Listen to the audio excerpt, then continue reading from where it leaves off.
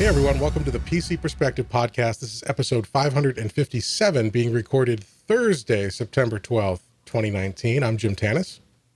I'm Jeremy Hellstrom. I'm Joshua Walrath. I'm Sebastian Peak. You threw me with that Joshua, Josh. Yeah, we got the full Yes. Joshua. Yeah. Well, thanks for joining us, everyone. We normally do this on Wednesdays. We're a day late today. But if you want to know when we go live and if you want to know when we have a delay like we did, head over to pcper.com/subscribe, where you can join our mailing list, which we use only to send you an email when we're about to go live, so that you can plan your schedule to join us over at pcper.com/live. And I'll tell you guys now, for the people watching the video form of this on demand, it's going to look a little different. I normally do video editing in Final Cut on a Mac, and my very expensive, just over 1-year-old Mac died unexpectedly yesterday. I think it's a GPU issue. So I'm trying to get that resolved. So I'll be editing this in Premiere, but all of my templates and graphics and stuff that I use to do the sidebar and the titles and all that, those are all Final Cut and Motion projects. So I'm going to try after editing this to get this going, but it's going to be in Premiere on Windows. So it may be a very basic podcast from a video perspective. We may not have the sidebar and all that. We'll have to figure that out. See if I can translate those motion files easily into Premiere. So hopefully You may also be prompted to subscribe to an Amazon or an Adobe product just to watch it. Well, that's the way they're going. Who knows? I haven't checked my agreement with my Creative Cloud subscription yet in a while, so we'll see. But let's jump into the show this week. We've got a few reviews to take a look at. The first is an X570 motherboard review. Now, one of the downsides thus far of X570, which is AMD's latest chipset for their Ryzen 3000 processors, has been the price. These have all been very expensive, but we do have some more affordable, maybe not affordable from the perspective of an AMD user who's used to those budget sub $100 bills, but in the scheme of what's out there for X570, we have a more affordable X570 motherboard from ASRock. It's the X570 Steel Legend motherboard that Maury reviewed for us. And I believe you put this in the system, Sebastian? I did, and I read through it while I was putting it in. Actually, no, Maury put this in. What am I saying? Oh, he did. I went through and edited it, but yeah, Maury is on top of it. He's figured out the system and he's putting stuff in right and left. So, I mean, this is a board that I very, very briefly used myself before I sent it on to Maury, partly because I was a little gun shy about sending off X570 boards when my first experience with one was that it would not work at all. But I popped in a Ryzen 3000 CPU. It actually booted. I updated the BIOS to send it off to him, but he put it through the usual Maury treatment, which is more photos than you can shake a stick at. You can see every angle of this board, close-ups, wide shots, VRMs galore. This is Steel Legend from ASRock. If you're not familiar, Josh, correct me if I'm wrong. Steel Legend is, compared to the Phantom Gaming series, this is one step above or below in the chain. Steel Legends is a video game, and I'm not sure why they're calling it that. I'm kidding. No, it's a step below THICC, I think. Okay. So it's a sub 200, I believe. Yeah, it's 199. Yeah. Okay, So it's less than THICC, less than the Phantom Gaming X, which I'm kind of waiting for the AGESA update because it scares me. Or I should Well, you just can always do it. update I don't know. you update the BIOS later. Don't worry. Yeah. Just get it now and update later. That's what I'm doing. What, do a review of it and then get I see what you're saying. AGESA? I see what you're saying. See, I mean, that's problematic. I mean, he doesn't really get into that. I think he was running 1003 on this. Let me look at his screenshot here. I think he's on combo. Yep, he's on 1003 combo AM4 1003. So, I mean, yeah, unless you are benchmarking CPUs, you don't have to worry so much about the AGESA code versions unless you're worried about top frequencies, but that's another topic entirely. Maury liked it. I mean, he said there were a few quirks, kind of. If you look at the strengths, it's obviously price. This is geared towards the budget segment, as was alluded to moments ago. I cannot talk this evening. I apologize. nice BIOS design. It seemed very easy to get through. I noticed that myself when I was updating the BIOS before I sent it off to him. It seems pretty clean. It's pretty much what I've expected from ASRock the last couple of generations. Their stuff is getting more and more polished. It seems like their quality is good. It has Intel networking. It has good CMOS battery placement. I noticed he called that out, which is always nice, especially when you're dealing with potential memory and other fun issues with X570 in the early days. But he saw some slightly below average SATA 3 performance, which is concerning. And this is something I've noticed in other boards. It's not just this board. He calls out the fact that the M.2 drive, to install it, you have to remove the entire chipset cover plate. I believe... No, it may not be this...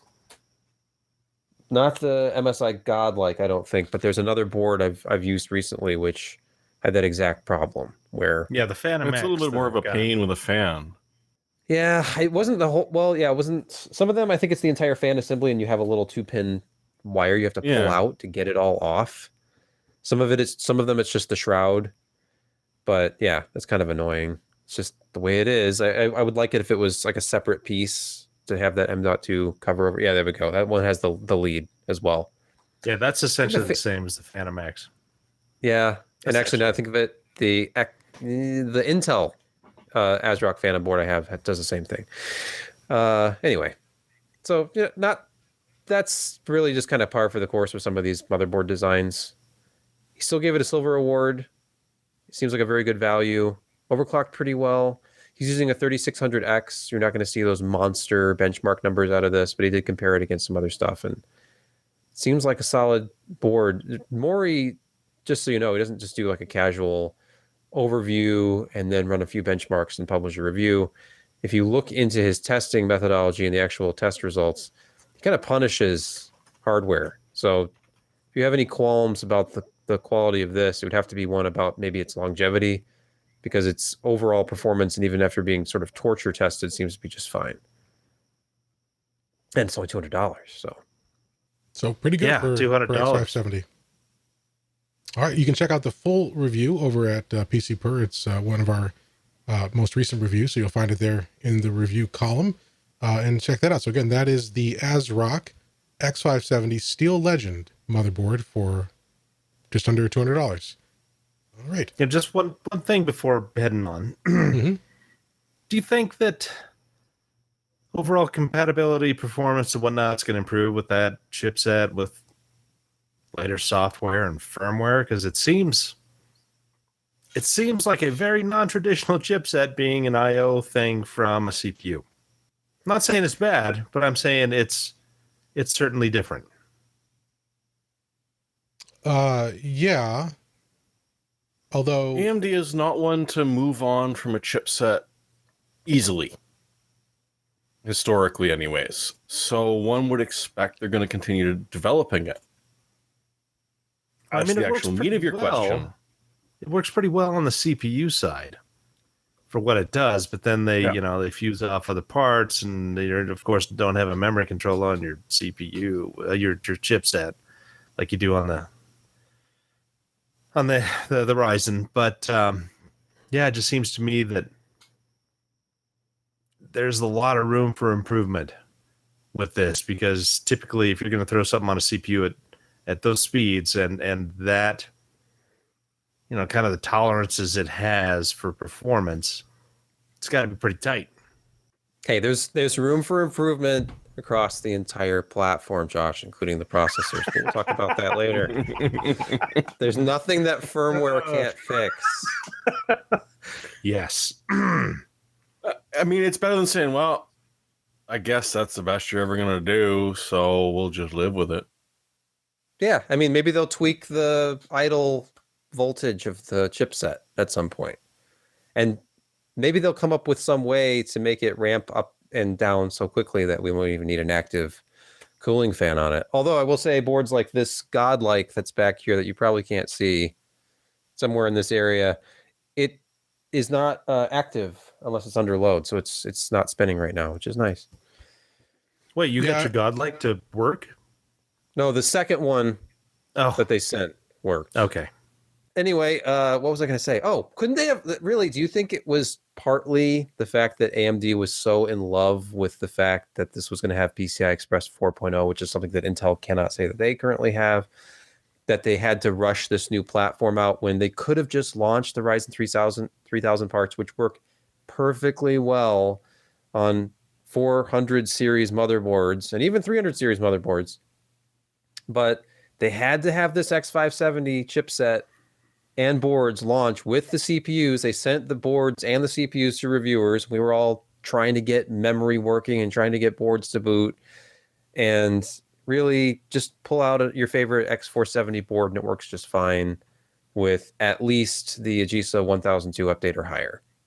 But, you know, they could have, I think it was Al Bundy in our YouTube chat who pointed out X570 boards are built for 16-core CPUs. Last generation was not. Well, whether or not a 3950 is going to work on an X470 board or not, that could have been the launch. Like when they launched the ultimate 16-core part later on, that could have been accompanied by the X570 launch. Like, here's your high-end desktop kind of workstation option, and here's a new motherboard to drive it all with all these lanes of PCI Express 4.0, because the Southbridge is going to be giving you, you know, additional PCIe 4.0 that the CPU can't.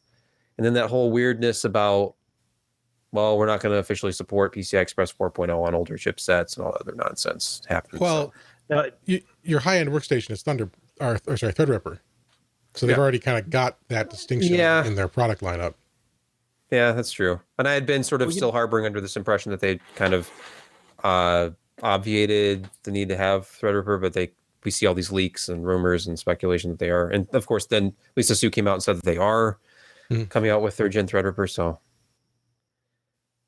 yeah, I think part of this is, a big part of it is that they had to do a lot of I/O in that I/O chip anyway, because this is going to be the basis of their mobile parts, which is going to be an SoC. I mean, all the Southbridge functions with SATA and USB and whatnot are going to be on that chip, and it's going to be activated once we get the mobile parts based on this. And they're doing the same thing at the high end and the server market, because all of your SATA, USB, and a lot of the I/O is coming off the CPU. They don't have Southbridges. I mean, you look at a lot of the stuff from Intel right now, and especially on AMD and with their Threadripper. I mean, all their I/O came off of the CPU, and it kind of makes sense that, why double up your development costs by having ASMedia create another chipset for you when you've got this I/O part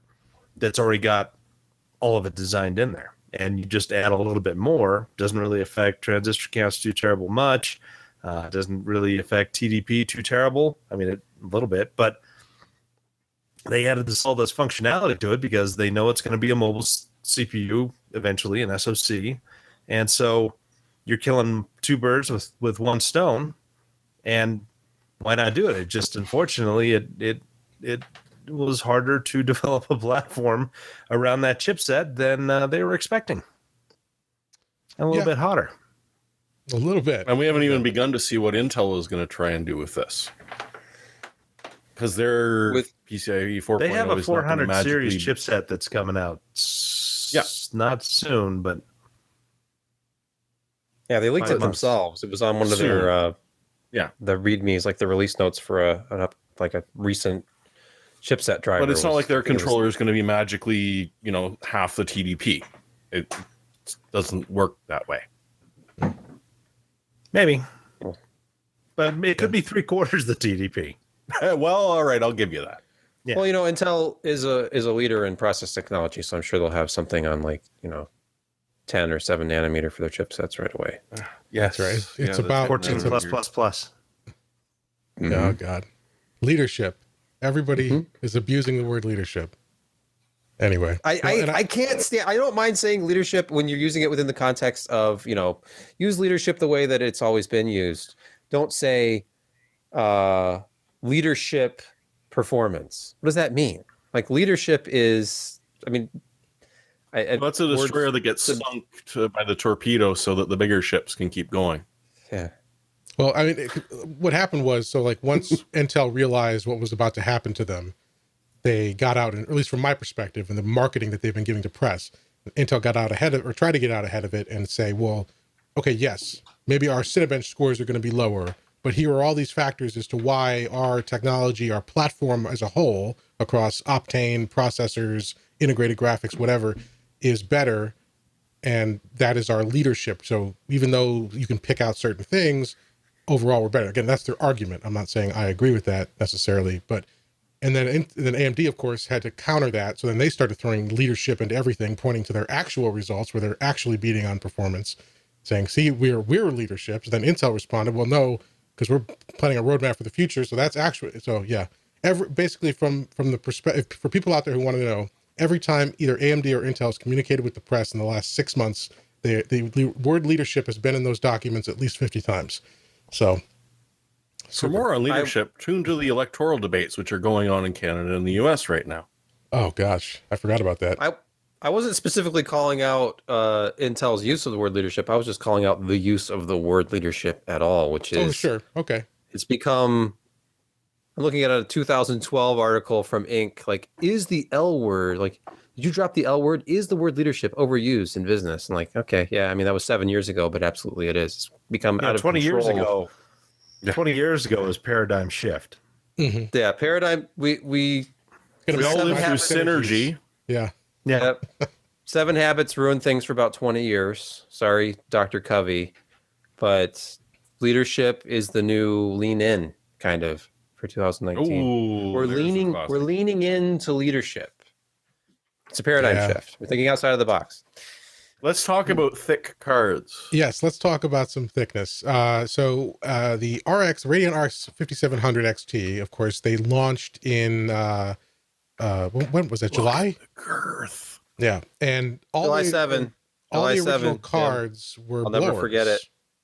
and they had Correct. really impressive performance.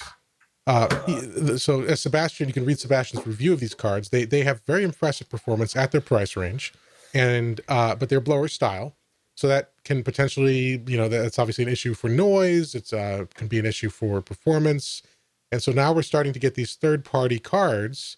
And one of the ones that Sebastian got to review is the XFX Radeon RX 5700 XT THICC 2. And THICC is spelled as the as the kids spell it, I guess, THICC.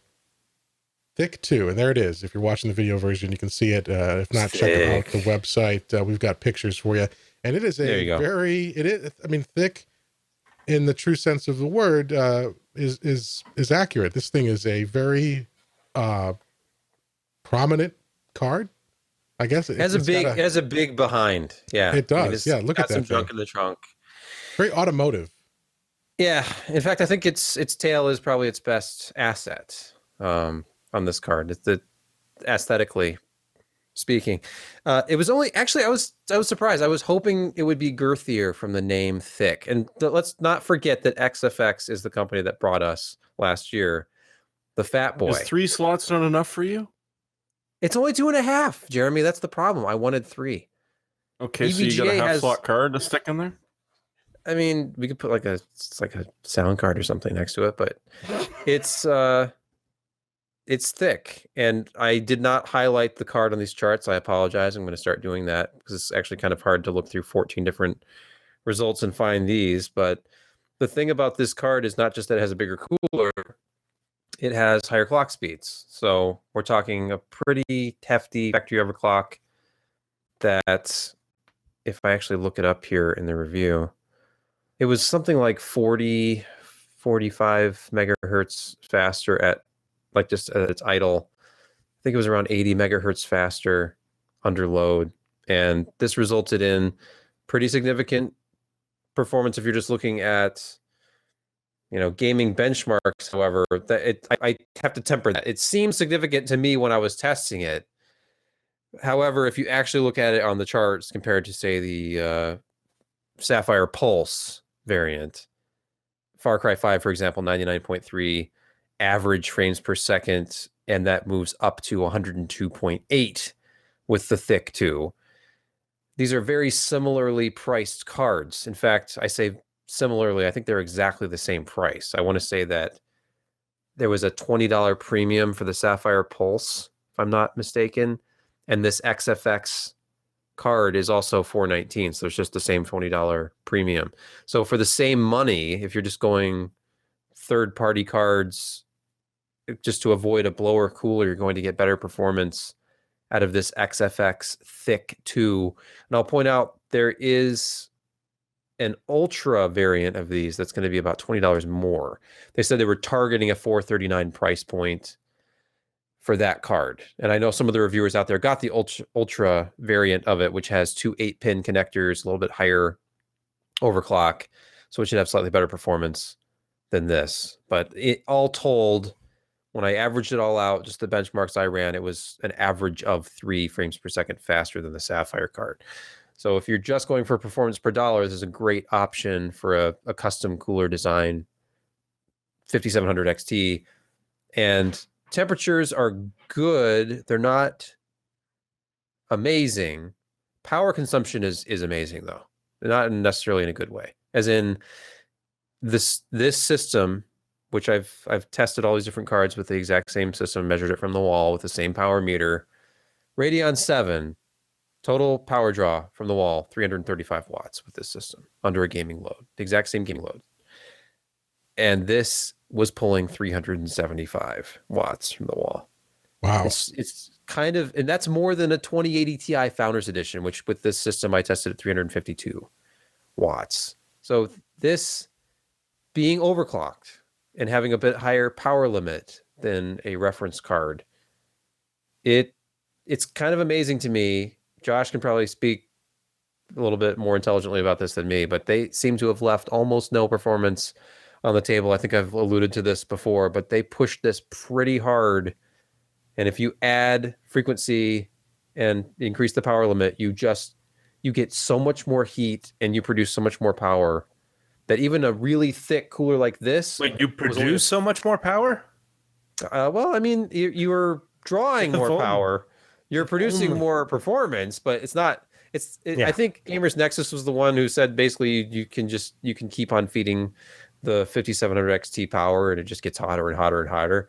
It doesn't necessarily produce any more performance. It's like a frame or two, but they seem to be held back a little bit by their memory bus, sadly, which immediately makes people wonder, like, would there be a variant of this with HBM2? But unless you can and I really want to put one of these underwater. And since we have this reference one here, this is off topic, but Corsair has released a water block for the reference 5700 XT that is part of their Hydro X series. And I have not pestered them for one of those yet, but I would love to take the stock cooler off of this thing and see what you could do with memory overclocking if it was underwater. But yeah, I mean, look at the review if you want to see the temps and the noise levels. I think the noise levels were just under 44 dB with the card under load, which seems a little high for an aftermarket cooler, but that's still about 5 dB lower than a stock cooler. And because it's a aftermarket design, it's more of that whooshing air noise, to be technical, than the hair dryer. Is that like sound. a Kung Fu Clan? The whooshing? I get it. So it makes really interesting sounds when it's actually cooling? Just, it makes benign sounds when it's cooling. Okay, Josh. fine. It's relaxed. I'm just not even going to go there anymore. I know you're trying, and I'm not in the dead horse is in the beat. Sorry. It doesn't sound like a plane taking off or a hairdryer in your face like this can, even though the problem with this card, really, the reason that AMD had to come out and say, it's totally fine that this runs at 110 degrees. That's normal and expected behavior. But the problem is they tuned the cooler to be a little bit less obnoxious because this is a blower. So it pretty much stops once it gets to 48 and a half dBs. It won't spin up anymore. And unless you manually adjust the fan profile, that means that your GPU just gets hotter and hotter and hotter because the fan stops ramping up before it gets to 50 dB. And if you want to overclock with the blower cooler, it's going to sound like an airport runway. It gets really, really loud if you really turn it up the fans. But anyhow, XFX. If this is indeed, if you can find this for its $419 suggested price, this is a well-built card, and it is stealthy. It's a matte black finish. It has absolutely no RGB effects of any kind. The logo is not lit up. Nothing is lit up on this except for the chrome. This is pretty much a blacked out card. So if you're looking for a non-RGB stealthy card with a better cooler than the reference and higher clocks, this is the best performing 5700 XT we've seen so far around here. All right, well, that's the XFX Radeon RX 5700 XT THICC, THICC 2. And you can read the full review at PCPer. Gold Award from Sebastian for this $419 third-party 5700 XT. So at this point, we're going to take a quick break to thank our sponsor this week. Today's sponsor is Capterra, the leading free online resource to help you find the best software solution for your business. What if you could make your work take less work? You can with Capterra. Capterra helps you find the right software for your needs fast so that you can get back to business even faster. Compare thousands of software options, read reviews, and instantly narrow your favorites. You'll have more time in no time. Find the right software right now at capterra.com/PCPer. With over 1 million reviews of products from real software users, discover everything you need to make an informed decision. Search through more than 700 specific categories of software, everything from project management to email marketing to software designed for yoga studios and health clubs. Software for medical offices, law firms, nonprofits, art galleries, wineries, for any business, small or large, and no matter what kind of software you need, Capterra makes it easy to discover the right solution fast. For example, here at PCPer, we needed a new link shortening service to help us easily share links to our articles in places like social media and podcast show notes. With Capterra, we found dozens of options, and we were able to quickly pick the right solution thanks to Capterra's honest reviews from real users of each app or service, easily comparable lists of pricing, licensing terms and features, and helpful screenshots and videos showing the software in action. And best of all, Capterra is absolutely free. No sign up, no subscription. Just head to capterra.com/PCPer for free today to find the tools to make an informed software decision for your business. capterra.com/PCPer. That's CAPTERRA.com/PCPer. Capterra, software selection simplified. All right, back to the show. Thank you so much to Capterra. And let's move on. Actually, first, before we continue on with the news, I'm noticing some chat some questions in the YouTube chat about where Ryan is. So let's do our semi-regular update for the people who only tune in twice a year. Ryan is a traitor. He did not give us any jobs. We are the ones that are left to stand for his baby, as he refers to it numerous times. Oh, okay. Wait, let me rephrase that. I love you too, Ryan. Yeah. But it's still fun to bug you. Yeah. Ryan left last November or late October, over almost a year ago. He got a job at Intel. He's now Intel's chief performance strategist, and so he left, and the site was going to be left to the rest of us here. But then right before Christmas, he hired away Ken and Alan, and so when we came back for the new year, it was us left over. I technically own the site, but everyone else does all the work. Sebastian's editor in chief. And that's what it's been like since January 1st, basically. So Ryan has gone. He doesn't have any ownership interest. He doesn't have any control. Ken and Alan work at the old office at the church, and we now conduct the rest of, we do the site, the reviews and the work from our respective homes, and then meet once a week via video to talk to you all. So that's the situation. And then there was some question about, is Ryan going to come on as a guest? And I know people in the past have asked about Alan coming on. Thus far, no, they haven't been on in their Intel capacity to talk to us. And when Ryan first went to Intel, I don't believe his role was meant to be public, where he wasn't like a PR person. He was doing more internal stuff. But lately, in the last few months, he's been doing public stuff. He's hosting keynotes, and or not hosting keynotes, but he's hosting press meetings. He's writing blogs. Are you sure that wasn't Mark Zuckerberg? Oh, you never can be sure. He was a little too tall to be Zuckerberg, I think. Okay, fair. But he's writing blogs for Intel. He's tweeting publicly. So maybe at some point they will come on as guests and talk about what they're doing over there. But they have no connection to us at all. PCPer is now owned by a company that I own solely, so there's no connection to his former Jim, publishing. Is it true the rumors that you are actually Ryan's brother? I mean, damn, you don't have to hurt the guy. You don't have to insult him. The old Corsican rumor. No, we have no familial relationship. And Ken was not Ryan's son, I don't think. I never was able to verify that to my satisfaction, so we're gonna. Ryan would have been a very young father. You may not know this or not. This might shock you, but Ryan and I are almost exactly the same age. And for me to look at Ken, who's I think in his mid to late 20s. Yeah, I think he's. That's 25. the story we're going with. Yeah. I mean, I would have been 5-year-old clone. I mean, I think maybe technically a 12 or 13-year-old could be a biological father, but I wasn't ready at that stage in my life. I don't think Ryan was either. But and we definitely did not clone Ken from Ryan in a vat of mineral oil. That is just a nasty rumor. Yeah, I will say there's a lot of DNA floating around in that mineral oil. So, well, thankfully, one day I am looking forward to seeing if BDR and Ryan, who's going to win the fight. The fight.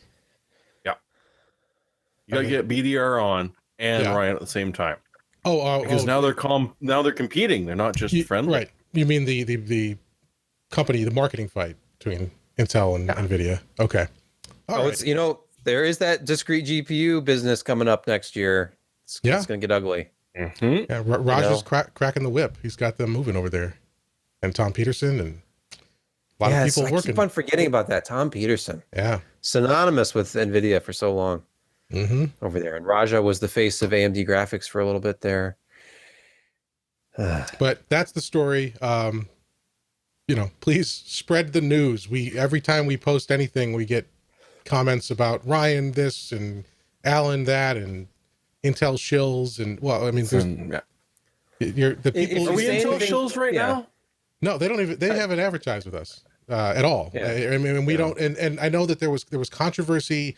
Maybe a year and a half ago, 2 years ago, there's a very very pro AMD YouTuber named Adored TV, not named but uses the handle Adored TV, who accused PCPer at the time because Ryan was running a private consulting group as well, which is common, surprisingly common. If you follow a tech site, there's a very good chance the people running that tech site are running a consulting firm as well. Except for us, we just haven't done that. I don't have the experience or the connections or even the interest at this point to do anything like that. And if we did, we'd tell you. So we don't. So there was concern about conflicts there because they had Intel as a client privately and they were reviewing the products publicly, and that they hadn't disclosed that at the time. I never saw any malfeasance, but they needed to be disclosed. We agreed. They disclosed it, but that all ended when Ryan left. We have Sharp Research is dead. We don't do consulting. We don't even have advertising deals, like straight up display advertising with Intel at the current time. But if you're interested, please contact us. Yeah, we will advertise for anybody who wants, but we do display ads. We don't have anything else. We don't do, paid reviews and consulting and whatever else you think is shady. We just don't. And if you don't believe me, I will show you my bank records. We don't do that. This isn't that profitable of an enterprise. I will say and I've not been doing this for very long. It's funny. I think about Ryan was doing this for like 18 years, and you establish yourself, you make all these connections. It is not unusual at all for people who worked in media to eventually take jobs at companies like Intel. It does not. You don't immediately connect the dots and say, "Aha, he was a paid shill," because look where he works now. If he had gone to work for AMD, some people might have said that too, and he had done consulting work for AMD, at least the consulting company had. So, I mean, it was equal. I mean, there was work for various companies in the industry. It wasn't just Intel. Yeah. The fact that he ended up at Intel, I think, makes people like immediately suspicious because of the Adored thing. Yeah. But go back another 10 years and you'll see other We got far more print for AMD. Yeah, I mean, to be honest, back in the day, I still could probably dig out a Maximum PC magazine. Where there's a quote from AMDMB.com about how well AMD is doing.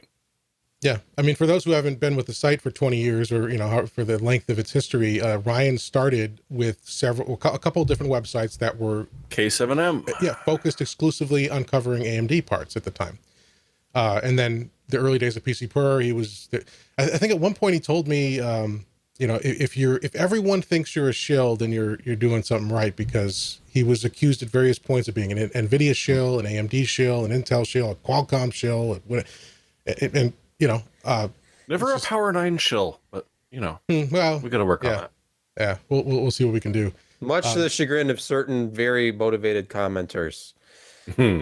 Yeah, and I just, all I can say is, man, I mean, the person you think you're mad at isn't here. They're cashing their corporate check. They don't care. Yeah. They're not seeing it. So I don't know. I understand. We continued with the same brand. People had impressions about the brand. You can, and I'm not saying you can't criticize us, but like I think I've said before, criticize us for what we're doing, or criticize us for being, for an opinion. Like, I think you guys are idiots and you suck. Valid if you want to hold that opinion. You guys are taking money from Intel under the table. Not valid, because it's not true. So I don't know, and I don't know how to dissuade them of that. The people who are stuck on that. And whoever it is that's stealing all of my checks from NVIDIA and AMD and Intel and all the rest of them, which just friggin' fork them over. I'll cut you in. You're not getting your checks? It must be an international thing. Check. Apparently I'm a billionaire if I got them. Yeah. And you've been here since the beginning, pretty much. I don't mean to discredit the concern over this kind of stuff, because I think there is a valid, you do want to know about what conflicts people have. The existence of holding a conflict isn't in and of itself necessarily a problem, but you have to disclose it, and it has to be, you have to evaluate it. And so I'm not saying that don't question people who have conflicts, but make sure the person you're accusing of on like a weekly basis actually has the conflict. Because we don't have any relationship with any of the companies we cover, except for the advertisers we have. We have great advertisers. We show their banners on our website, and that's it. That's all we do. So if you have questions about that, send us an email. If you want me to provide you additional information, I don't know what I can provide to you at this point. But just anybody who wants to spend a weekend with Jim, you will come to realize right away that this guy is. I mean, I'm not going to call you a wet blanket, Jim, on your podcast, but I mean, he does everything by the book. He's scrupulous to a fault. I am a miserable son of a bitch, and I would not be if I was getting. Well, that has nothing to do with it, Jim. It's like, hey, Jim, what about this crazy idea? Like, I don't know, it might be offensive to some people. Like, oh, okay, or well, we have to disclose this, or we have to disclose. It's very by the book. He may actually, in fact, be running for president. I don't know. It seems like Jim is keeping a very squeaky clean image. Everything's above board. Nobody's come forward with any lawsuits recently accusing him of any, improprieties. Well, thank you for saying that. Your bribery check will be in the mail. All right, thank you. But all right, so good thing America still has pennies, eh? Well, let's. What were we talking about? Yeah, I don't know. Let's move on with tempered glass. Yes, we've got another review here. And I should just, I don't think we said during the unedited portion of the podcast, Josh had to leave. He had to go to work. It is server update night for him. So that is why his square is empty and why our audio listeners won't be hearing the sultry tones of his voice for the rest of the show. But he'll be back next week. But moving on, we've got a new review from a new reviewer. Kent Burgess has a review for us, and Sebastian's just gotta love this. This is someone else to review cases. Exactly. It's a dream that I've had for a long time. I never thought this day would come. I've found a couple people who are extremely interested in case reviews. I've had some offers from people to review cases. And I won't name any names of anybody possibly hang out in the Discord chat. And please, it's been less than a month. So please understand this is a long process. But moving on to Kent and his review of the FSP CMT 340. This is a case that we saw at CES. I looked at it, and I will say, as pretty as it looked from the outside, and they added to their arsenal a case that it checks the boxes of a 2019 case. It's got tempered glass all over the place, and it has addressable RGBs. And it's fairly small, as you can see from the photo. Yeah, if you see the photo with the calico cat, you will see that the box is not particularly large, and the case itself is fairly small for a mid-tower. He said he thought that when he got this, I'd send him a micro ATX case, but no, it's ATX. It's 7 expansion slots. It's kind of like the minimum for an ATX case. But you have to, and without trying to make a pun, you have to temper your expectations with cases like this, because what they're essentially doing is they're taking what looks to be a Cooler Master design from a couple of years ago, and they're taking off the plastic front panel, which was probably ventilated, and they are screwing on a tempered glass panel to the front.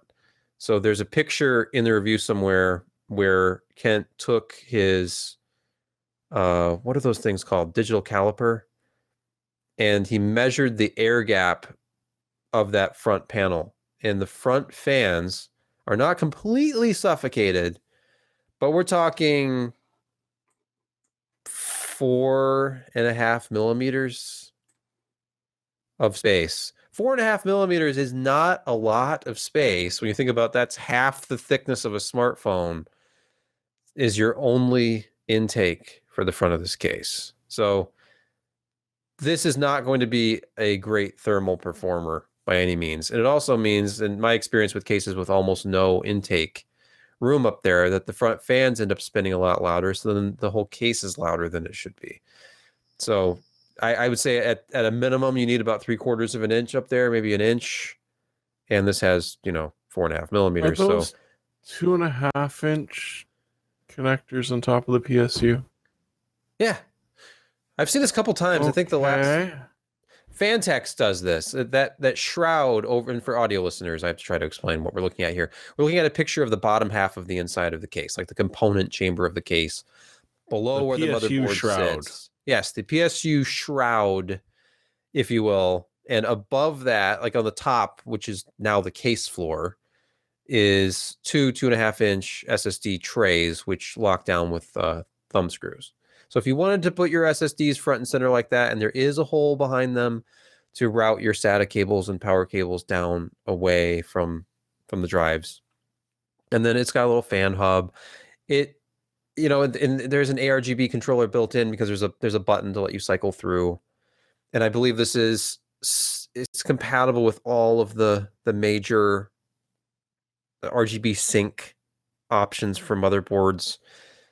And it has like the RGB output, and you can put it on the header of your motherboard and sync your fans to your motherboard.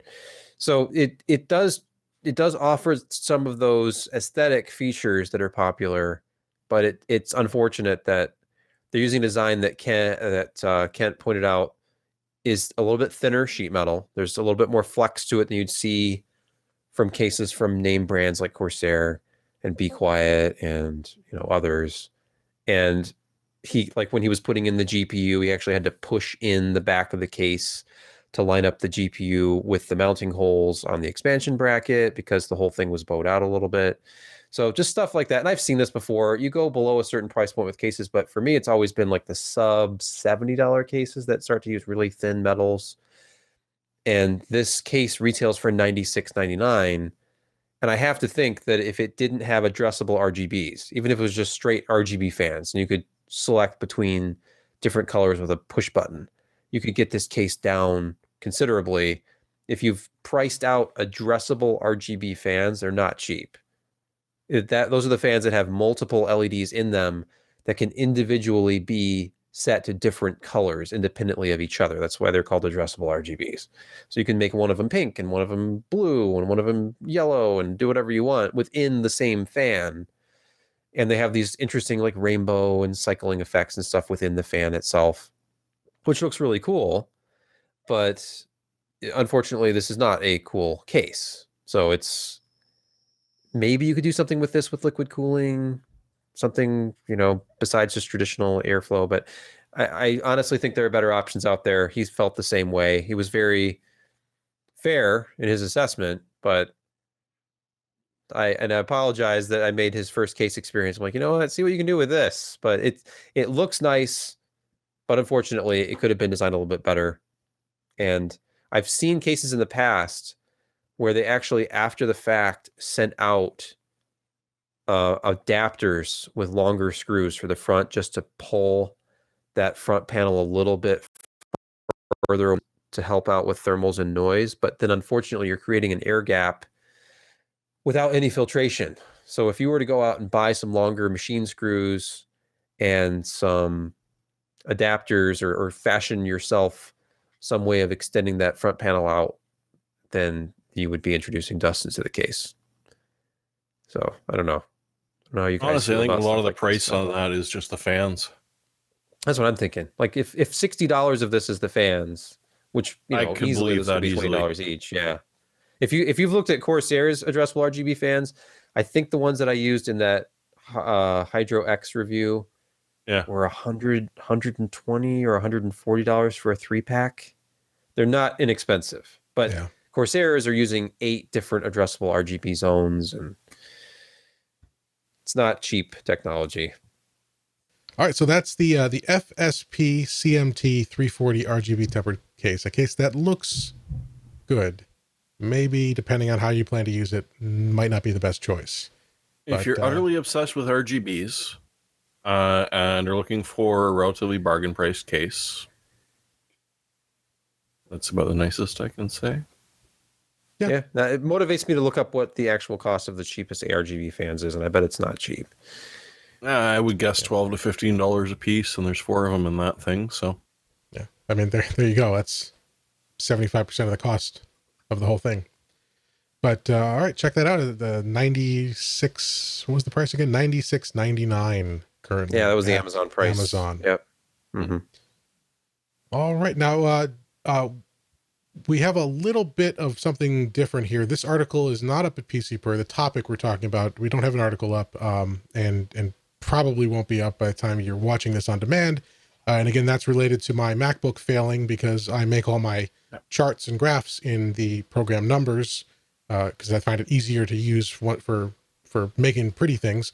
And so my Mac's dead. I couldn't do the charts, so I don't have the article up yet. But this is a look at Whiskey Lake versus Ice Lake. So we talked about Ice Lake last week because it had just launched, and Ice Lake is Intel's latest 15-watt TDP target platform for those sort of ultrabook style, very thin and light but still capable systems. And so that had launched, and Intel was very excited about pointing out not only its performance relative to Picasso, which is AMD's Zen Plus based platform in that same power range, but also its improvement over its predecessor, Whiskey Lake, which is last year's part for that same power range. And so Ice Lake is a system based on a 4-core, well, at the top end on the i7 side, a 4-core 8-thread part with integrated graphics. In this case, they're new Gen 11 graphics, which they have labeled Iris Plus graphics. And, I'm not sure about this. I've asked, I haven't gotten an answer definitively yet. The label Iris Plus graphics has been used before on the 645 and 655, I think it was. And Intel hasn't added any clarifiers to this. So I'm calling it Iris Plus graphics G7 because on the top end Gen 11 part, they label it G7. There's also a G4 variant, I believe, or is it G5? G4, I think. Okay, yeah. Is that for the Core i3s has G? No, it's Core i5. There's one i5 that has an i7 or has the G7, and then there's a couple i5s with the G4, and then the i3s with the G.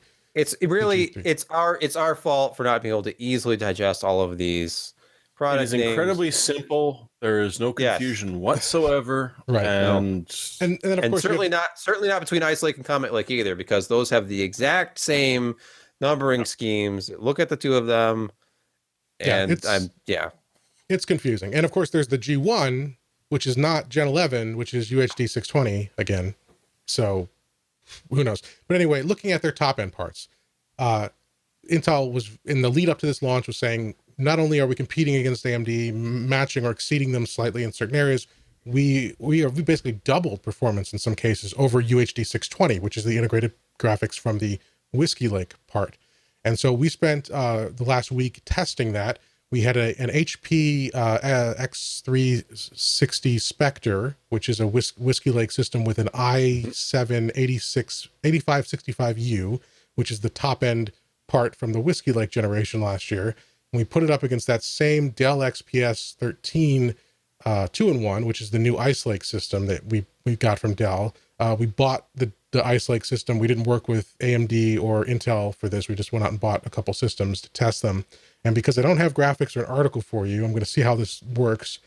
I'm going to, first I have to fix the zoom on the capture. I'm going to show you the spreadsheet we use to capture the data that we use to make the parts. So hopefully you can see this all right. Maybe I can zoom in a little more, but we've got this is appallingly close to the stuff that I have too. Like anybody who does this, if we were to look at our laptop screens, it's like this. You have run 1, run 2, run 3. It's averaged out, and that's what goes into the review in a pretty chart. Exactly, and so and that's because we because of the variable nature of some benchmarks. Obviously, things can be a little fickle. So when we report results in a review, those results are the total of an average of 3 runs. So that's what we've got here in these columns. We've got one column on the left for a Whiskey Lake, the center is Ice Lake, and the right is the Ryzen 7 3700U, which is that Picasso part. This is AMD's currently available top end part in that 15 watt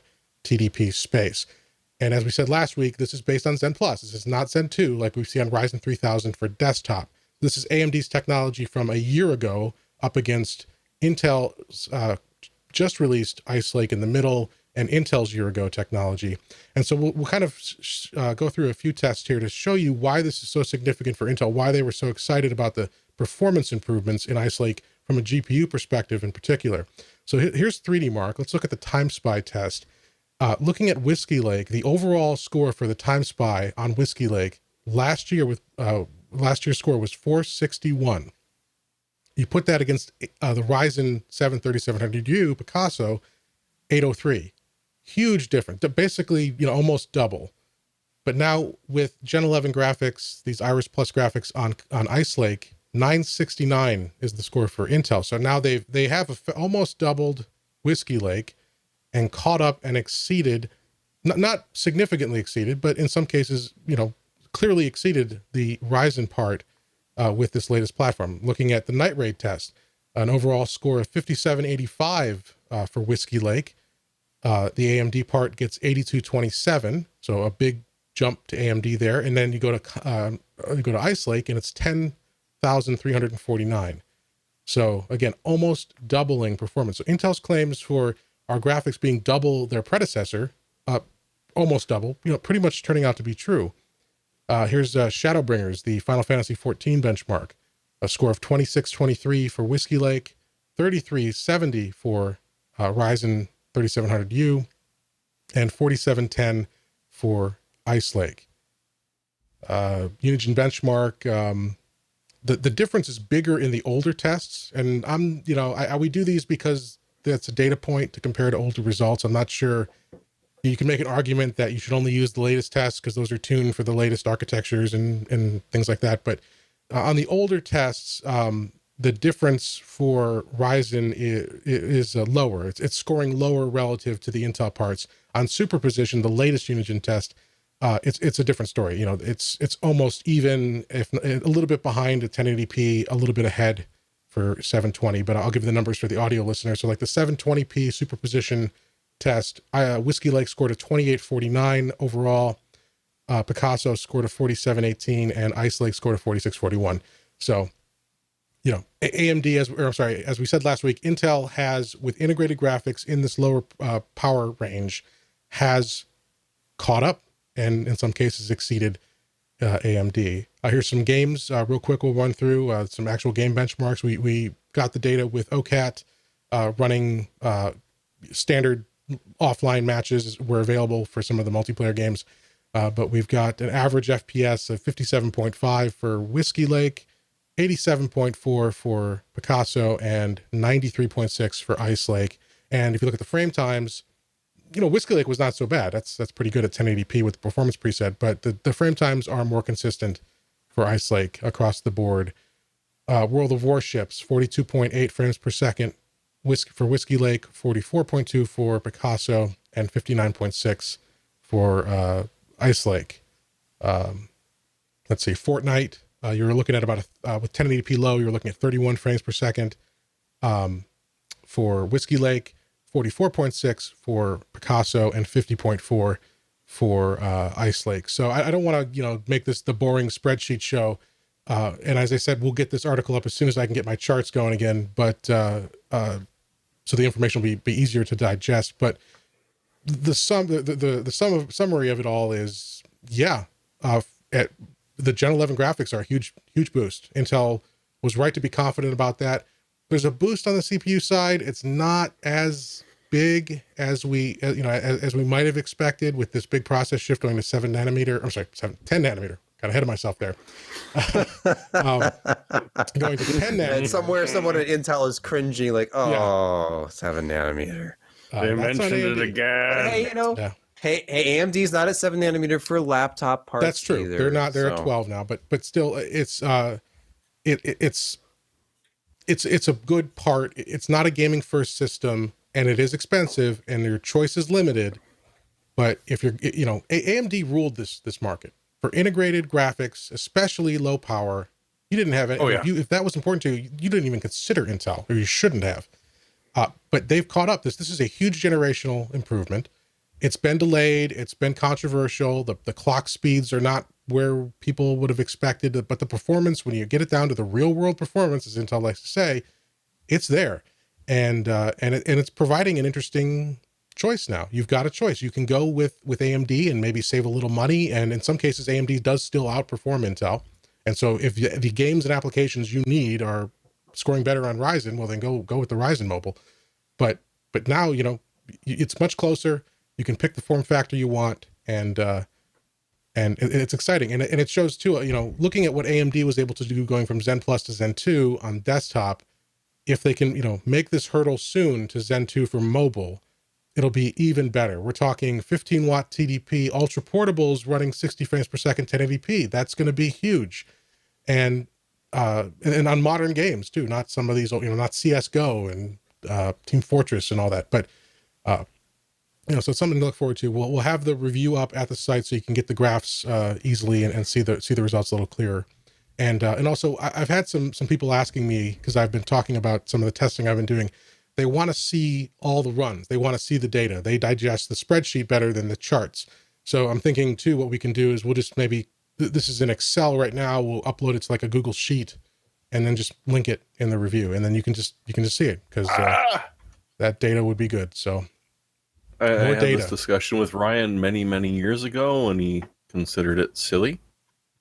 Yeah, I mean, it's not a big deal. I never even brought it up with you, and now you're on my side already. Awesome. Your bribery check will be in the mail too, and but because I haven't actually tested exporting this from Excel to Sheets. Hopefully, it will be very simple to do that, and it won't require me to fix it. Yeah, the only thing I've ever noticed when I've done that is that you lose pretty much any of your graphs. They look terrible. They don't really translate well. The actual cells should be fine. Yeah, that's really what we'll be. We'll if you want the charts, we'll put those on the site. Remove the formulas too, because antivirus stuff gets pissy. Oh yeah, that's true. And all the averages are auto-calculated. I've got like a template I use, so it just which kind of average is it? Because that's the other reason that I wanted those raw numbers. Yeah, I mean, well, so depending on the test, like a frames per second thing, it's just a straight average. It's 1, 2, add them up and divide by 3. But we'll look into that, and we'll try to get that uploaded, and that way people who want it, they can have it, because there's no reason not to share it. We collect the data. It sits in files on our computer. Might as well put it on Google or something. So look forward to that, hopefully soon, as if I can get my darn MacBook fixed. And although also Brett, our web developer, who's been on some of the podcasts. MacBooks can do spreadsheets? Well, no, but they can make pretty graphs. If you give them the data, you can make real pretty graphs. And he's going to help me get a Hackintosh going too. So hopefully we'll get something going there. Yeah, one way or the other, I'll be back up with Final Cut and numbers, because for whatever reason, that's what I prefer. And all right, let's close that spreadsheet up. And do you guys want to talk about Apple at all before we talk about the AMD AGESA stuff? Like they had their keynote for their iPhone stuff on Tuesday this week. Anything you want to mention there? Or? It's probably worth noting. I think what's the most interesting about it, and I was talking with Patrick about this earlier today on Twitch, they're claiming these outrageous gains in battery life, while also, it was funny. Somebody put up a picture on Twitter of their chart, which is performance, and it was just a line. It was like performance with Snapdragon 855, and there's no axis. You have no idea what this is. Is this 100 versus 101? 1 versus 100, who knows? But they were showing graphs with higher performance, but also saying we're going to be giving you 4 to 5 more hours of battery life, which is outrageous. They're not going to these big, thick form factors all of a sudden. I don't think they've invented a new battery technology. They're just claiming that their new A13 processor is going to be that much more efficient than the previous gen. That would be staggering. That would be the biggest generation to generation gap in efficiency that they've ever had. So that's what I'm curious about. Just the hardware there. What process technology is it built on? Who's making it for them? Is it TSMC? Is it somebody else? And what on earth are they doing to give those numbers? Is it just aggressive idle states? Are they gating stuff off like a GPU? So, that the other stuff is what you would expected. And anybody who's concerned about the new giant square camera on the back with the individual lenses, there's 3 different lenses now, and the flash and this cluster back there, that's going to be every phone. I mean, we've already seen Google themselves leaked renders of the new Pixel phone, which has one of these clusters of cameras on the back and a square. And I think Huawei, possibly their new phone, looks like this. Everybody's going to this design because ultra wide is the new thing.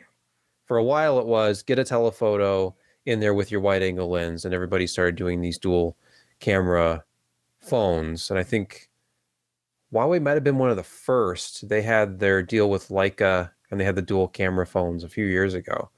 But then everybody had dual camera phones, and now we've got triple camera phones. So I'm sure it'll be quad at some point, who knows. But yeah, to me, it's just how on earth are you getting 30% performance gains with 5 more hours of battery life in the same form factor? It seems a bit implausible. But of all things, Apple is typically pretty accurate with their claims. I mean, they're not showing you performance numbers. They don't talk about core counts, clock speeds, any of that stuff. And now that Anand works for Apple, nobody's doing the ultra deep dives into each Apple processor architecture at launch anymore. But, we'll just have to see for ourselves. I'm sure one of us, between Jim and I, will probably give in and get a new iPhone. Yeah, the Apple events are generally misleading. It's marketing, and it's a 90-minute long advertisement. But the one thing they generally don't lie about is their performance advantage for certain things over Qualcomm, over the competition. And it's true. I mean, Apple's control of the whole vertical process of owning the design and implementing the hardware and the software. Every year, their phones are, depending on the benchmark, is significantly faster than even the latest and upcoming stuff from Qualcomm. So we'll see how that pans out. Yeah, my wife is due for an upgrade, so I'm going to get her the 11 Pro, and I'll steal it. For a phone. Okay. I was worried there for a minute. Well, no, yes. Not those kinds. She's not. Yeah. But yeah, so I'll try to steal her phone before I give it to her, and we'll do some testing. And you're doing this wrong, Jim. You're doing this wrong. What you do is when the wife is due for an upgrade, you just say, "Hey, you can have my phone," and then, well, what phone are you going to use? Don't worry about it. And then you get on there and get the upgrade. We used to do that, but then when they introduced the size difference, I always go for the larger size, and she doesn't like. She doesn't like it. She hasn't used it. My wife does the same thing. She That's thinks not a bad thing. She doesn't want the big phone, but I think once she had it, she wouldn't want to go back. Once you go big, then everything else just seems inadequate. Oh, I hope that's the two married guys here are talking themselves into a corner here. Yeah, I'm screwed if that's the case. But anyway, so that's go if you want. If you're interested in the rest of Apple's announcements, they've got the keynote at their website, and all the sites that cover Apple have been writing furiously all week with their impressions and analysis. I do know I saw today that the one difference is that the iPhone 11 has, I believe, 4 gigs of RAM, and the iPhone Pro is 6. If that matters to you, Apple doesn't officially publish that anywhere, but that was the a big difference between the 11 and the Pro is that the iPhone 10 and 10s both had OLED screens, and now they exclusively reserve that for their Pro model, where the non-Pro is back to using their liquid Retina display from the 10R from last generation. So you're basically getting an upgraded 10R, and they're calling it the 11, and then you have to buy the Pro to get the OLED screen, which would be like the 10S or 10i. In excess. Yes, In excess. it's excessive. Yeah. All right, so let's get back to some of our core competencies, I would say, actually, but looking at some malcontents in the chat, I don't think they think we're competent at anything. But which AMD, chat? YouTube. I'll have it out with them. You Okay. are. You've already taken care of that. I know. So obviously, as we've been talking about for a couple of weeks now, there's been some questions about what's happening with Ryzen 3000 because of these AGESA updates, tweaking voltages, which can result in lower performance. The question is, why is this required for longevity? Is it, what's the performance hit if there is one? As I said last week, I think I don't care. Like DeBauer, who is a YouTuber, if you're into real technical like overclocking stuff, you should check him out. It's DE8 instead of the B, AURE, I think, right? Well, we'll have we used to host some of his BIOSes back in the day. Oh, really? Yeah. So he's this man will take a BIOS and crack it open and do what he wants to it. Yes. So he's very, very technical, very skilled. If you're into that side of things, he's been doing some looking at this, and he tested, I think, the 2700 CPUs. He had like users submit their tests, and he saw that like a very small percentage of 3900X CPUs and others in the Ryzen 3000 lineup were hitting their rated boost clocks. And so AMD then changed their marketing material to say, instead of boost, it said max boost, like, potential high boost, which then caused some more concern. My response is, I don't care if it's hitting a number. Like if it hits 4.6 or 4.5, that's meaningless. The question is, when you use it to do the thing you bought it to do, how fast is it? And what, if any, changes to that performance are occurring because of this? Hitting a 4.6 is irrelevant. It's all about what is the performance impact once you go to use it. And so... Are you telling me the PR people are lying to me? I would know which PR people. No, Jim, you sound like the boost clock was that high. Right. They said it was supposed to be 4.7. I bought it thinking it was 4.7. Right. Jim,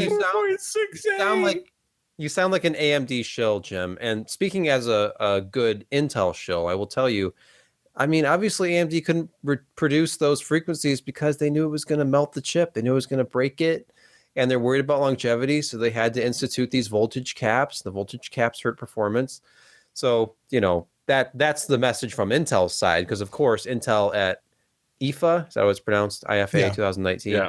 They were showing these slides, basically cherry picking samples of reviews from around the web. And, of course, they picked one of the slides that I put up for the Ryzen 5 3600X review, where the one benchmark I ran that showed a bigger disparity in performance was X264, only on the first pass, but it was a 10 frames per second difference.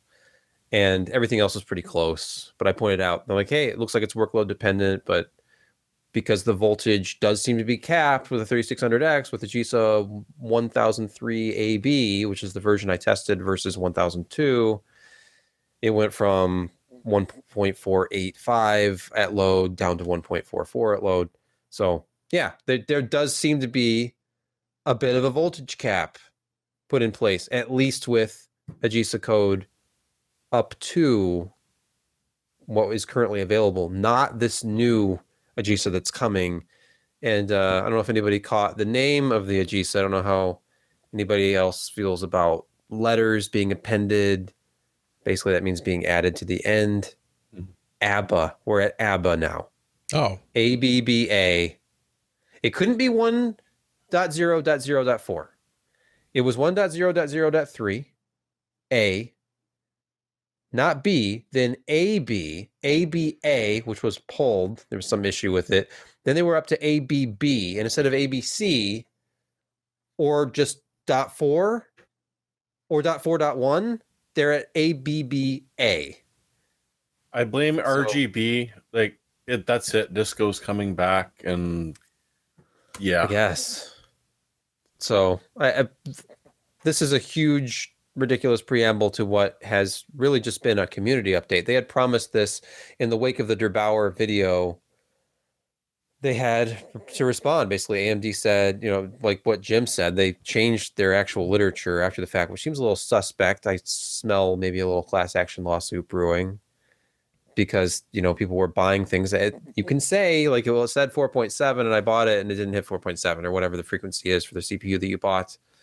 And if they were advertising that frequency and your CPU cannot hit it, then maybe you have a case there, especially since they can't retroactively change what's on your box. They can just change their verbiage now, and it actually states max boost, like theoretical maximum boost. All they have to really hit are their base clocks, I guess. Mm. But anyway, we were supposed to be getting an update on the 10th. That was 2 days ago. What we got was a community update written by Robert Halleck from AMD. And he goes over what the changes are in 1003 ABA. But the target release date of this new SDK is September 30. I think that's pretty much what we will be waiting until the end of this month, probably to see the BIOS updates from motherboard vendors as well. They said within about 3 weeks. But this is going to be microcode they turn over to the motherboard vendors, who then have to probably, check against their qualified vendor list for memory compatibility and make sure it works with their boards and get it 100% validated before it ships. And yes, there are outlets like Tom's Hardware that have done little posts already where they're comparing the new leaked pre-release versions of some of these that are out there. You can find them easily, but I'd be very hesitant to install a pre-release beta BIOS with a new AGESA version that has not been fully validated for your board yet, unless you just want to have fun and you have a board that has a BIOS switch and you can always revert if something goes horribly wrong. Man, in my day, Asus used to ship them as commercial models that you bought. Oh, that's right. Yes. And you actually had to use a chip puller and pop out BIOSes and throw a different BIOS in there. Oh, shite. Man. They didn't even have dip switches. I had to use a pencil. Oh, my God. Yeah. You know what? Dip switches, I think, are preferable to jumpers. Because, at least it's to all be honest, there. Yes. Because you don't have to, like, I would lose one of the little jumpers, and it's like, oh, now I can't do the 5x multipliers. I have to steal a jumper off of a hard drive or a CD-ROM drive and stick it on there because I don't have the one to bridge those 2 pins. But well, now that master and slave isn't a thing, you got plenty of spare jumpers. It's true. I have a lot of spare CD-ROM drives. Be careful where you're going with that. I know. Yes. So anyway, getting back to the actual point, which is there are changes coming. Forget when they're coming. They're coming probably in the next 3 weeks. But whenever you do see them, what AGESA 1003 ABA is going to include is changes to boost behavior. They go into this at length. I encourage you to read the Ryzen community update. It's pretty lengthy. Basically, you're going to see improvements to clock speeds under load.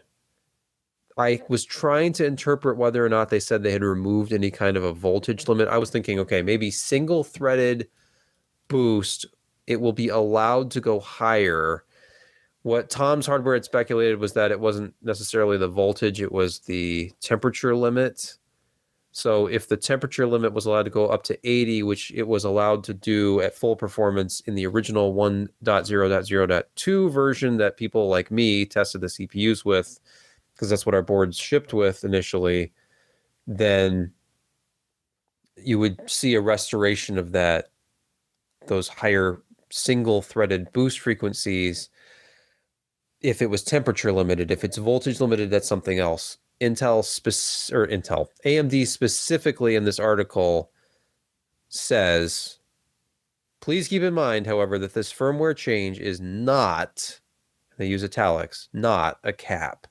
The processor must still be free to boost if active workloads seriously require it, so you should still expect occasions where the processor will explore its designed and tested voltage range of 0.2 volts to 1.5 volts. Now, 1.5 volts was the cap before, and I had observed up to 1.5 volts under load. That was lower with recent and current AGESA versions. And Intel, of course, jumped all over this and said this is probably because of longevity concerns. There was some forum post that was allegedly an Intel employee who had answered a question about this and said basically, yeah, or it was not an Intel employee. It was a motherboard vendor employee who had worked with AMD, I think. But regardless of where they were getting their information or whether it was valid or not, Intel had been championing this idea that AMD had to back off on voltage and frequency because it was going to destroy these 7-nanometer processors prematurely and degrade their performance over time. AMD says this is absolutely not the case. These are meant to run this high. These are meant to run at this voltage. No one's really going to know until a few years have passed.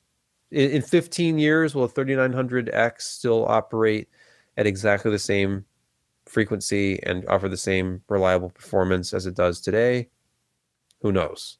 It's not like in the food industry where you can put a box of cereal in some sort of a damp, hot, controlled environment and simulate the aging process to test how well the bags inside keep it fresh on a store shelf.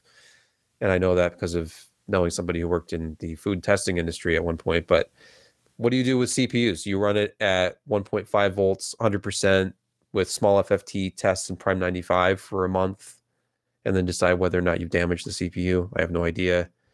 They think it's fine up to 1.5 volts. I will be very happy to see if these released 1003 ABBA BIOSes come out and suddenly CPUs are, as they say, allowed to explore those upper limits of voltage again. Because that will take care of everything. It'll literally be back to where it was at 1002 minus the crippling RAM instability and compatibility problems with X570 anyway. So it's just like a double-edged sword. If you're on X470 or another older board, you're probably absolutely fine holding off and just using an older AGESA version. But unfortunately, when you want things like memory compatibility and you see, ASUS has a new BIOS, says it improves memory compatibility, great, maybe I can get this 3600 set to run at its XMP timings now. And then you realize, this also adds this AMD roll up that includes this, and this. And if you're on a 400 series board, you see, I think it was ABB is the one that officially killed PCI Express 4.0. So if you care about that, then you wouldn't want to update to that one, but you're going to have to. And I know Josh is probably not going to be very happy about this, but if he wants maximum performance from his CPU, he's probably going to have to give up PCI Express 4.0 unless he gets an X570 board. Yeah. So I think, to recap, we don't know the result of this yet. We don't, give AMD time to sort it out. And philosophically, I guess, again, we're not sure. We don't want companies lying to us, obviously. We don't want companies publishing false information on their products. So that's a separate thing. And there will be lawsuits. I'm used to it. Well, yeah, well, sure, to a certain extent. But Intel is going to call this stuff out. And if Intel were doing this stuff, AMD would call it out. But from a user, if you've bought a Ryzen chip, don't feel bad about it. Wait to see what happens. And even as we talked about last week, even if this all comes to pass that there is a reliability issue and they have to, like this blog post was premature and they have to cap it and it lowers performance, what are we talking about? A couple percent? 5%? And there might be some workloads where it goes bigger, but overall it's going to be a small difference. And at least right now, compared to what you could buy from Intel at the same price point, the Ryzen performance is so much higher usually that even if you had to take a small percentage hit performance, you're still going to end up better off than you would if you went with Intel at that same dollar point. So, well, a small performance increase based on your theoretical top. Well, right. Again, yeah. Not even necessarily. Yeah. But the one thing that I just ask any motherboard manufacturers that are listening to us for God only knows what reason, now that memory compatibility charts are a thing again, please update them.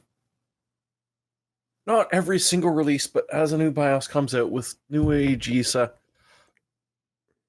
because they're nice. I remember growing up with these, and it was, you bought certain types of RAM because, look, this motherboard single-sided of these frequencies, and you were guaranteed to go run away.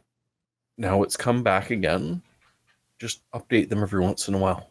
So we'll see what happens. We'll, as Sebastian said, he will test everything at the end, and Yeah, I think I think really it's comes. Oh, sorry. Go ahead. it's fruitless. It's fruitless to test it now. If you look at the Tom's Hardware article, and they're very in depth about this, the problem is they're using a beta BIOS. It's not final yet, and I think if I remember correctly, some of their findings were like the 3900X wasn't quite back to the level of performance they were expecting. There was a bit of a regression there, but then one of the other, like the 3600 and 3700X, were higher. There's like a chart that shows the different frequencies they were getting. Did that one catch on fire when they removed the heatsink, or no? I mean, I don't recommend operating it without the heatsink, but Tom's did a wonderful thing back in the day. no, they ran what CPU did they run without a heatsink? Well, they proved that the Intel one would downclock itself and not catch on fire. Oh, The competition, on the other hand, Oh, what if well, Intel pitched not that I'm product holding like a to- 15-year-old grudge or anything. Yeah, it doesn't sound like it at all. But yeah, don't read too much into these early reports because they're not final yet. There's a reason that this is not actually out there for you to download from your Asus Gigabyte MSI ASRock support site yet. Yeah, and I'll say too, because people I've seen on our earlier coverage, I'm seeing in some of the chat tonight, I've seen on other sites in their articles. Again, the AMD crowd that's very defensive, calling fake news. This you're drumming this up. You shouldn't even acknowledge this. And I mean, I'm not gonna. I don't think that's the case. Even though to point out, because I've responded to a couple comments on the site, and now I'm getting we're getting heckled in the YouTube chat by the same party again. It's a long time listener, and I have no problem with being challenged, and I have no problem with some good debates. The problem I have is that there's really nothing wrong with speculating because we're just talking about it. We don't have any proof yet. That's why I'm not lending a whole lot of credibility to this Tom's article yet, because A, I haven't tested it myself, and B, they're on a beta BIOS, and they weren't even seeing the gains to the 3900X that we would have expected. Like if I were to go back to 1002, the original AGESA code that enabled Ryzen 3000 support, I mean, the average of 3 runs, not even my fastest run, the average run I was getting before I published the review of the 3900X in Cinebench, all cores, was 7,222. 7,222. When I updated thinking, oh, great, now I've got this new AGESA code, because I had all sorts of problems getting my memory to boot. The system would not boot with the 3200 DDR4 kit that I had. I had an AMD specific kit, and then I had the kit that AMD had sent me for this review. The other one was a kit that I think AMD had provided as well for an older review that I inherited. But the actual G-Skill Trident kit, or whatever it was, the gold Trident Z, I might be forgetting this, but that kit would not boot on this board. So I'm like, okay, I'm going to get the new AGESA version. It's going to be great. It's got better memory support. I got the memory working, and then I ran the benchmark again, and I wasn't even hitting 7,000 on my fastest run. I think the fastest was like 6970. Like, how is it that all of a sudden, with the same memory speed, and then I forced the same timings, and I still wasn't even able to crack 7,000 when I was getting 7,200? And that's when I started realizing, oh, okay, they've scaled back the voltage a little bit, and that kind of sucks. And every new AGESA version that's come out, I've installed, I've tested. It hasn't had the same performance of the original pre-launch version. And I've just been waiting for the next version to come out, because I knew at some point they were going to have to address this. And we've gone around and around, and I've avoided doing comparison testing until I finally released the Ryzen 5 3600X review. Because frankly, they were asking about it. AMD had sent that processor, and they're like, hey, when is the review going to be done?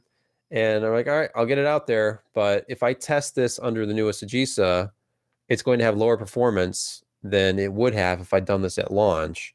So I did put a couple of comparison charts up. I put 3 comparison charts up, I think, of CPU benchmarks. And X264 was the one that showed the biggest disparity. The other ones were pretty nominal. But it's real. It's a real difference. And it was, as far as I could tell, it was due to voltage, not SMU versions, not actual thermal limits. The CPU is running cool. It's a 3600X. Even with its stock cooler, it doesn't really have any kind of thermal constraints. But I mean, if you're looking at the video version, Jim just put up the Cinebench R20 result, single threaded. 3706 was the average of 3 runs on AGESA 1003AB, and 3719 was the result at 1002, the original 1002 version. And I will say, that's not even an average of 3 runs. It was so close, I ran it 6 times and averaged 6 runs because it was kind of going back and forth. So really, it's a toss-up. And it was kind of a toss-up with the 7-zip benchmark. It was a little bit slower on 1003 AB. And we're talking, they were still neck and neck on the chart, but there was a winner. It was 1002. Every single performance benchmark, 1002 is faster. Whether it's a lot faster or a little faster is another matter. But, and the thing is, if you, I don't think that this is a huge deal. It's just there's an obvious and measurable difference that, of course, Intel is going to pounce on, because this is, remember, Intel is the same company who has been asking press, or not asking press because they can't tell press what to do, but they've been suggesting that maybe it's not realistic to use Cinebench all cores. I mean, who's using their laptop using Cinebench? My point in response to that is benchmarks are there to benchmark. It's there to put up a number and then compare something else up against that number and see relatively if it's faster or slower or the same speed. So maybe people don't sit at their laptops and run Cinebench in the coffee shop. And maybe laptops really are just used for answering email, using Microsoft Office, and watching YouTube videos most of the time. But it's really, really boring to test mobile hardware, especially any kind of hardware, real world. It's almost impossible, in fact. Try to do real world testing with a stopwatch. It's an absolute pain in the ass. But running a benchmark, you get an immediate measurable result.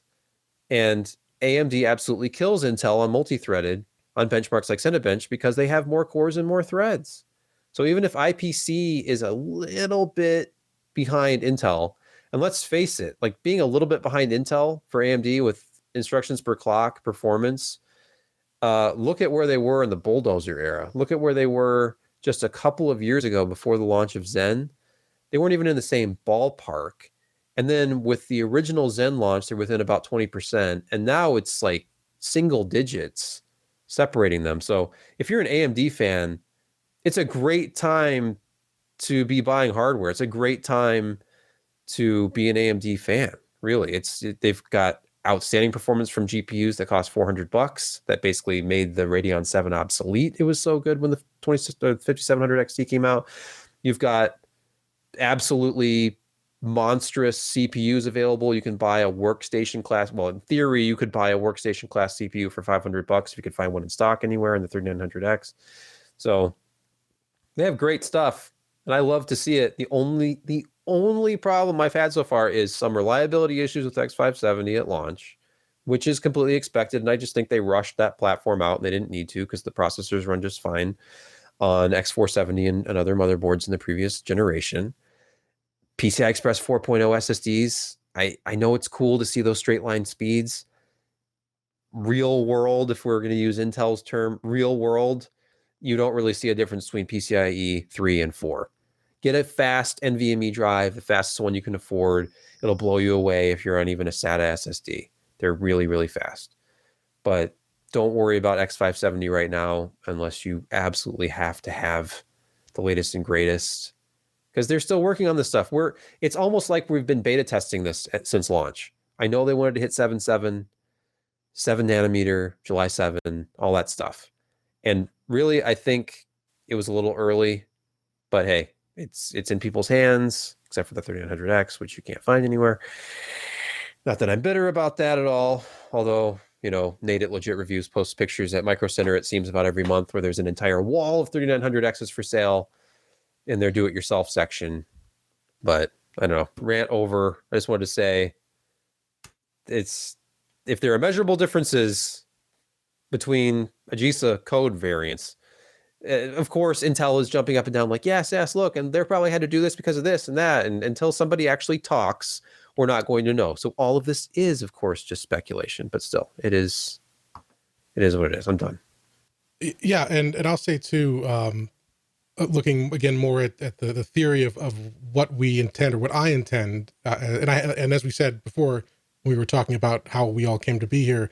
I haven't been doing this for as long as Ryan or as long as my counterparts who run other sites.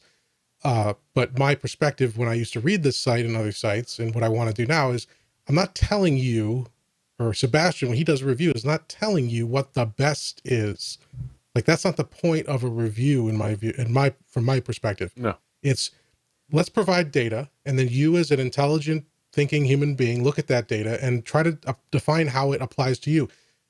Only if you intended to buy a CPU and run all the benchmarks we ran, and that's the only thing you're going to do it for, should you take everything we say as your only decision. You know, are you a video editor? Are you a photo editor? Are you using Lightroom? Are you using Aperture or using GIMP? Or what are they going to rename GIMP to, Jeremy?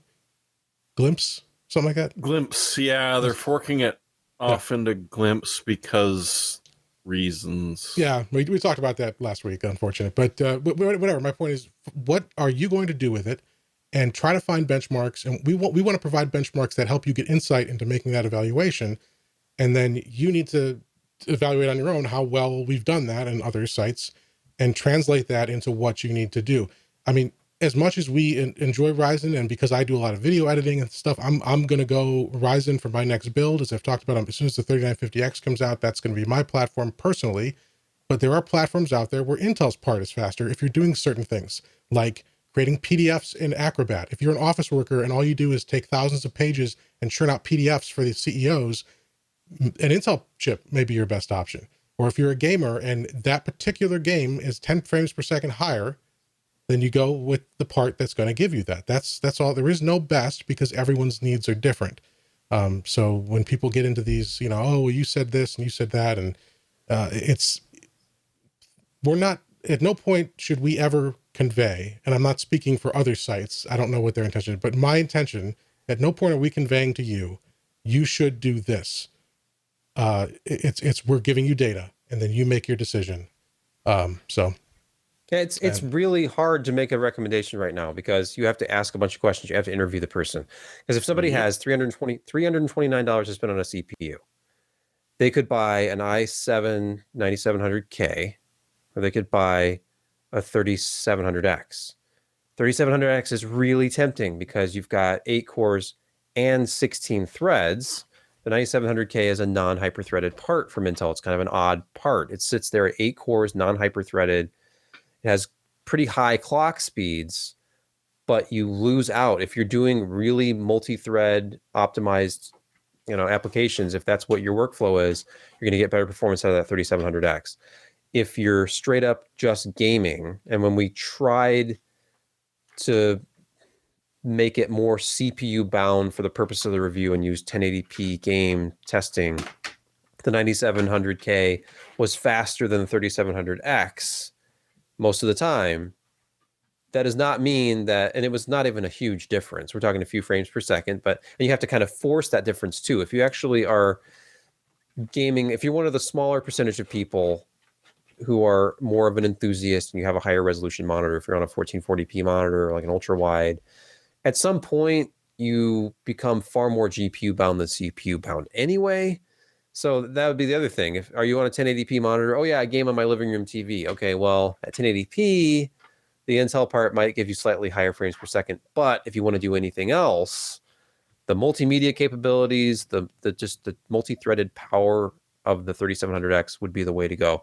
It can go either way. I'm not going to say, like, there are clickbaity articles you'll see if you follow different tech sites where it's like, which is better, this or this, AMD versus Intel. And they're trying to drive traffic. That's why those articles are written and published. And they try to sound as controversial as possible. Even if you actually read the copy and it's much more objective, the title will look really subjective, really suggestive.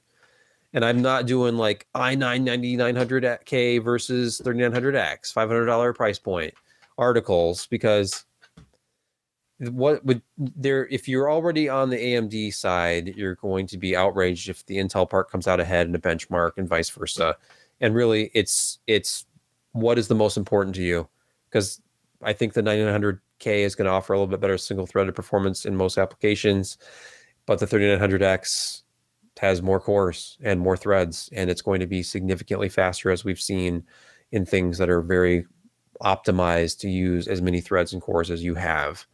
So, but that said, between those two, I think the 3900X is pretty obviously the way to go right now, unless we see a price drop. All right. Well, so anyone else have any other news or comments they want to cover this week? No, well, very briefly, we didn't have a story up in time, but today, the latest version of the Radeon Adrenalin software enables Radeon image sharpening on the earlier 4 and 500 series graphics cards. So RX 400 and 500 series, I think it's 400 series, but certainly if you're on like an RX 580, you can get Radeon image sharpening now. That was something where we had been briefed on it as a as a new Navi only feature. You had to get a 5700 series card to get it. And really that didn't make a lot of sense because you'd think you'd want the lower end card to be able to internally resolve the game at a lower resolution and upscale it to fit your monitor and smooth it out. So yeah, I'm looking at, Jim pulled this up. So it's RX 580, RX 570, RX 480, and RX 470. And it works with DirectX 12. I don't know if this works in Vulkan. The one odd outlier is they don't have any DX11 support for Radeon image sharpening, which seems like a miss. They said they had just, limited resources and they had to pick what they picked. So they picked DX12, Vulkan, and DX9 initially. But anyway, it's just, if you're not familiar with Radeon image sharpening, it's a filter that does what it sounds like. It sharpens the image. It makes it look a lot better if you're upscaling. So if you have, say, a 1440p monitor, but you're running a RX 480 and the newest games maybe don't play at the frame rates you'd like to see on this at that resolution, and it looks kind of bad when you have that interpolated resolution from your monitor scaler to game at like 1080p on a non-1080p monitor looks pretty bad sometimes. Radeon image sharpening can let you kind of have the best of both worlds. You can actually internally have the game set to 1080p. If the game supports it, you can have Radeon image sharpening, make it look a lot more like native resolution. And so you get a higher frame rate, still good visuals. What the hell is the value slider? That's a good question. It's the internal resolution of the game. Oh, okay. Where it should be. So if thank you. Okay. Say you're on and it's actually, of all things, the most rise on, rise off. Oh, that's brilliant. I was going to say that of all things, the best implementation of this that I've seen so far is from Sapphire with their proprietary, their THICC with 2X's software. Yeah. Because they have a little slider and you pick from 70 to 100%, and you slide it down to say 85%, and then enable Radeon image sharpening right in that control panel for your video card. Then you launch your game. When the game launches, you pick that new custom resolution that was created, which is going to be some odd number that's 10 or 20% lower than your native resolution, whatever you had it set to. Yeah, in this example, it's I had the resolution scale for the Sapphire Pulse review. I had it set to 90. So that's 10% lower resolution than the native of the panel, 1440p. So that actually created a 2304 by 1296 resolution that the game could be set to. And then I had Radeon image sharpening enabled, which I could do right from that THICC software panel. And so it looked great. I was running, I think I ran Metro, Exodus, and then Shadow of the Tomb Raider, because there were two DirectX 12 games I had installed. And it was very difficult to detect any difference at all. If all you're doing is reducing the internal resolution by 10%, and then you're making up for any loss of sharpness with a sharpening filter that does a really good job, then it's very hard to see moving objects change resolution like that. I mean, there's a reason chroma subsampling exists, and it's because our eyes are not seeing the color depth as well when it's a moving image on the screen as we would if it were staring at a screenshot. So I'm sure you could do A/B screenshots with this, you'd see the difference. But you know what? It looks better than DLSS, honestly. And with the new sharpening filter NVIDIA has, it's kind of the same story. I think it was Digital Foundry or somebody who did a DLSS is dead video, because it sharpening looks really good. And when you're internally resolving at a lower res, you actually render at that lower res, you upscale it and sharpen it, and it looks pretty damn good. So the fact you can do this with lower end cards is very nice. I'm glad they enabled that. And one thing I wanted to point out too, back when we were talking about evaluating processors and benchmarks and how, Intel might have, you look at a game frame rate, and the Intel chip is leading and it's by a set amount of frames per second. One thing, as again, because haven't done this as long as I said, one thing as I've gotten into this over the past year that has astonished me is the variability in these runs we do to measure frame rate. Some game, if you're doing like a built-in benchmark, obviously that's the best case scenario because it's consistent every time. But for games where you don't have that and you're measuring with OCAD or something and or Fraps or whatever, it's incredible the difference. And that's part of the reason why we do this average. I'm going to pull up that spreadsheet again if I can find it. Oh, by all means. And here we go. And look at some of these games. So like, you might see a chart where the 9900K is 6 frames per second faster than either another Intel part or an AMD chip. But look at like Rainbow Six Siege here on the Ice Lake chip. The first run had an average of 28.3, run 2 was 36.5, and run 3 was 32.8. That right there could be the entire difference Yes. of a ranking on a benchmark chart, and it's a variable from run to run, and so we're giving you these averages, and we hope you understand why this is the case. But keep that in mind when you're looking at those charts and you're making those decisions to buy. Like, if you're not a video editor or you're not rendering 3D animation or whatever, and you just want to play games, and your Ryzen part is 10 frames per second less than the Intel part, but still well above 60, still playable for sure. You might still want to go with the part that has the higher core count, because that gives you that, even if you're not doing it now, you might decide to do it in a year and you'll have that capability. Mm-hmm. You'll be better off with an 8-core Ryzen than a 4-core Intel, even with that tiny FPS advantage. Now, in some cases, the difference is substantial. And for that, kudos to the chip that is leading that at any given time. But, think about, there is difference. I'm looking here at Fortnite, the data again with Fortnite. It went from 41.6 frames per second to 52.9 to 56.8. So again, a 10 frames per second, more than 10 frame per second swing, depending on exactly what was happening in the game at that given time. And also I've learned during this, I suck at Fortnite, because you have to there's no like offline, well, there is the creative mode, but if you want to truly benchmark the game, you've got to do the battle royale. And so I've been playing for the first time in my life these games, Fortnite, Overwatch, and I sometimes we do 60-second runs to capture the data, and each run is 60 seconds of capture, and I don't sometimes survive that long.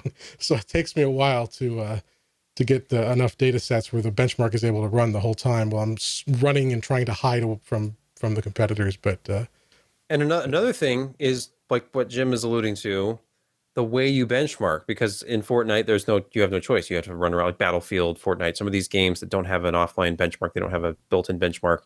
You have no choice but to play the game. And when they're online games like that, there can be a lot of differences from run to run, huge differences.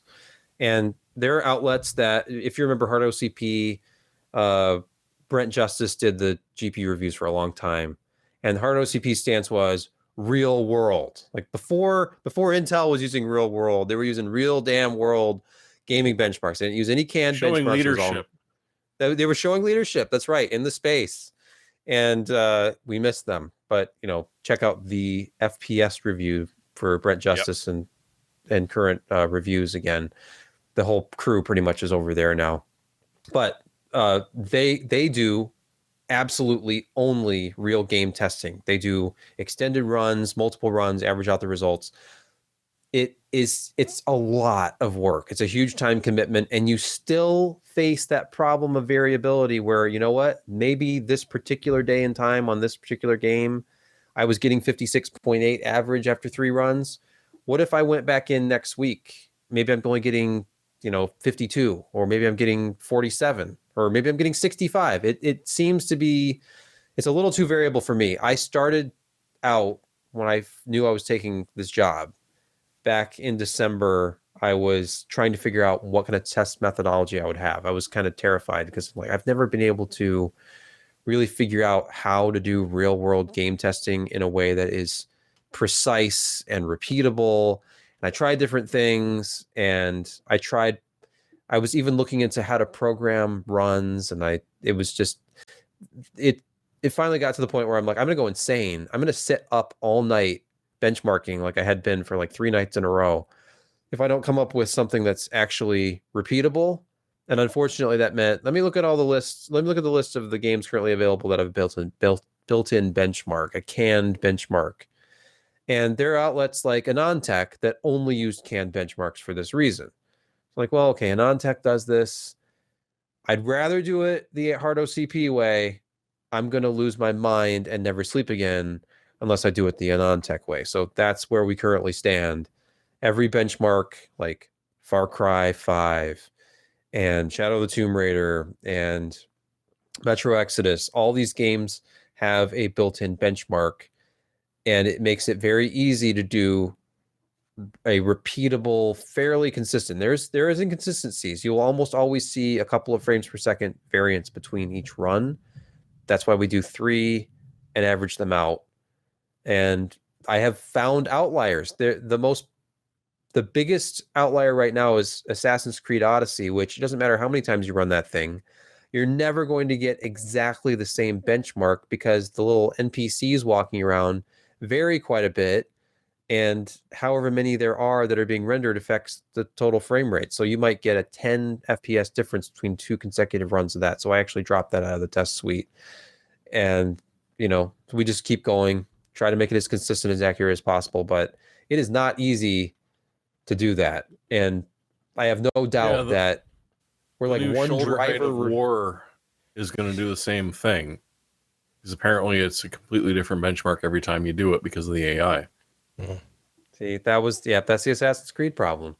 So, it's and the thing I was about to say is we're always one driver update away from having all of our test results invalidated anyway.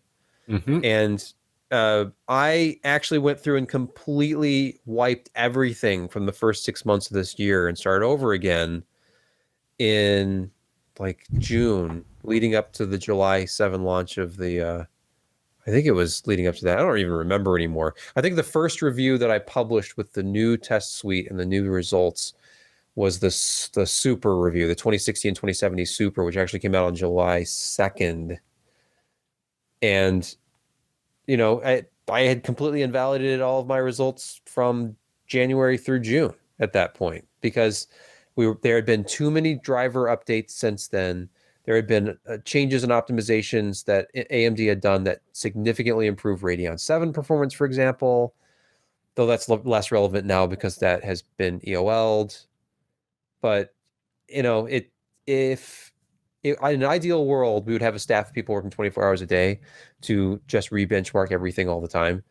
And with this new 19.9.2 driver update from AMD, I should re-benchmark every AMD card again. But there's only so much time in the day. And it's as accurate as it can be. I didn't see it yet, but I guess YouTube is telling us, the YouTube chat says there was an NVIDIA driver update today too. So yeah. So really, every previous NVIDIA from every outlet would, I guess, technically be questionable now because, hey, why don't you go back and benchmark all of those cards again? Going back 5 years with a brand new driver. Yeah, I saw a thread. Ian at AnonTech was talking about this, actually. I don't know if it was at E3 or if it was in a Twitter thread, but it was like, they have this thing called GPU Bench on AnonTech. This has been going on for many years, back when Anon was still running the site. And to do that, they have to re-benchmark like 100, 150 things. Yep. And it's incredibly time-consuming to do that. So it's a great service, but then you have to understand it's like a moment in time. That system with that version of Windows, that was the other big thing. The real reason I had to reboot the whole test platform is I was using 1803. I was way behind in Windows 10 versions because this is stuff going back to 2018. And 1903 is kind of the modern mainstream gaming platform now. And you had to be on at least 1809 to even enable RTX features. So, at some point we'll have to be on yet another version of Windows and everything will get trashed again, but I'm trying not to think about that. All right, well, let's let these fine people get on with their lives and wrap this thing up. A bit of a different show today, more discussion, less topics, but hopefully you guys found something useful that we talked about. Hopefully you understand how things work a little better here and why we do what we do. And I didn't know about Jeremy's desire to publish our results online. So our what do we call it? Data sets or whatever. Numbers. So we'll get that going. No reason not to, as long as I can just easily upload it. And also I think Brett mentioned in our chat too, like I could just, link a Excel file. If I can't translate it to Google Docs, I'll just link an Excel file in the review and you can just download it that way. But all right, picks of the week. Jeremy, what have you got for us? Hopefully dinner soon. It's been a day.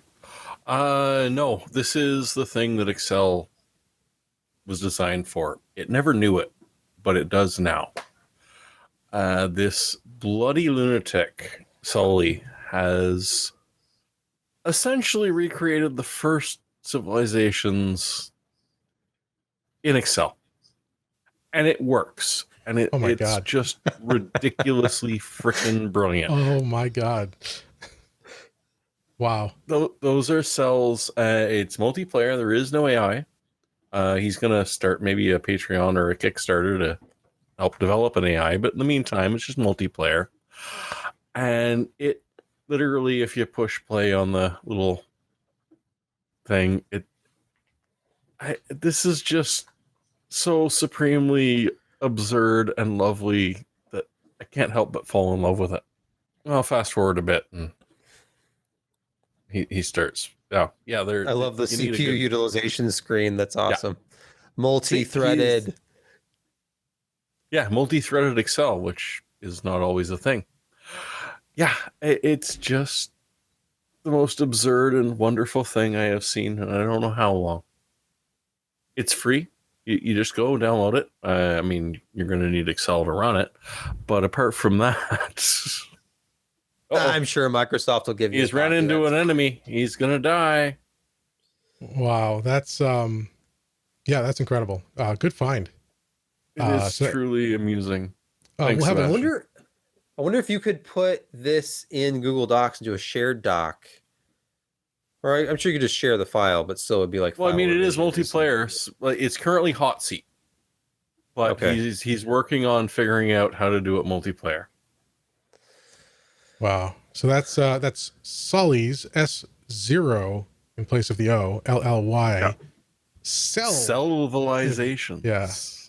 And we'll have a link in the show notes, as well as in the YouTube description if you're watching the show that way.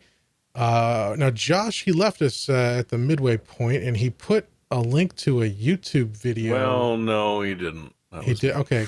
Oh, was that you? Okay. I don't know just imagine Trunk Monkey for servers. I don't know what this is. What's a Trunk Monkey? Oh, good God. You don't know what Trunk Monkey is? I don't think so. Okay, well. I don't either. We're probably going to need audio for this, right? To understand this? Well, no, not really. You just, sort of understand that he's screaming and yelling at him, and he's going to get the Trunk Monkey out. Oh, I see. Okay. So there's some road rage going on. And then the Trunk Monkey problem is solved. And bashes him with a tire iron. That's nice. Oh, all right. But in what context? You mean because he had to go to work? You can just have someone. Well, yeah, you just push the button and the server monkey comes out, hits the button, and high five, and everyone goes to bed. I see. All right. Okay, then. There is no server problem if there is no server. So. And if you complain, well, you'll have the same fate as the server. That's right. Yep. And then my pick is something that's free for a very limited time. So if you're watching live, you can get in on this. And if I can figure out Premiere in time and get this uploaded, you can get in on it. But it's valid for the next 36 hours. And that is over at Humble Bundle. They're giving away Endless Space, the Endless Space collection, which is the first game plus the DLC, I believe, right? For that game. And this yeah, is it's the whole thing. Yeah, this is a 4X strategy game. Let's see if they have any screenshots here. Here we go. It's normally $20, and so it's a very. I played it. It came out a few years ago. I played it when it came out. It's very beautiful. At least it was at the time. I haven't evaluated it in a while, but it was a good looking game. It was fun to play. A very sci-fi based 4X space game, and you can get it for free. I think the only thing you have to do is you have to sign up for the Humble Bundle newsletter. And usually the way those things go is you sign up, you get the download link, and then you can unsubscribe if you want. So check that out over at Humble Bundle. But again, act quick. It's on only for the next about 36 hours. So I'll try to get this up for the on-demand folks to hopefully snag that. That's the show for this week. Thanks for joining us again for a little bit of a different show. And if you're watching this on demand, as I said at the beginning, I edit videos in Final Cut Pro, but my Mac died on me, so I'll be doing this one in Premiere, and I don't have all of my templates and motion assets and all that. Those are all Apple specific, so I'm going to try to do what I can with this, but no promises. It may not have the sidebar or anything fancy, but 3 words that's fixed. Windows Movie Maker. Done. Fair enough, but again, I still have to get the assets somehow translated over. You don't need assets. Just make new ones in Windows Movie Maker. Just, black screen, white text. Sebastian, that means he replaces us. That's fine. All right. Well, thanks everyone for joining us. We normally do these on Wednesdays at 10 p.m. Eastern. That's 2 a.m. UTC, I believe. And you can find us at pcper.com/live, where we'll have the embedded video and YouTube chat, or you can join our mailing list to be notified when we go live at pcper.com/subscribe. Thanks for joining us this week. Everyone have a great week. We'll see you next time.